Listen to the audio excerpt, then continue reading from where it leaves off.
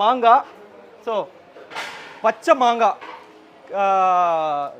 எதுவுமே குக் பண்ணவே மாட்டோம்.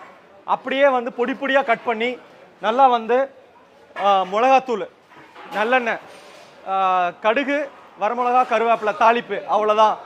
பயங்கரமாக இருக்கும் ஊறுகாய். அப்படியே வந்து அள்ளி அள்ளி சாப்பிட்லாம்.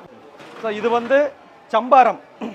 சம்பாரம்னா என்ன நிறையோ, அதாவது நம்ம மோர், இஞ்சி, பச்சை மிளகா, கருவேப்பிலை, கொத்தமல்லி தழை எல்லாத்தையும் அரைச்சி நல்லா கெட்டியான தயிரில் நல்லா வந்து லிக்விடேட் பண்ணி மேலே வந்து கடுகு தாளிப்பு போட்டு அப்படியே வந்து நல்லா காரசாரமான ஒரு சூப்பரான சம்பாரம் இது.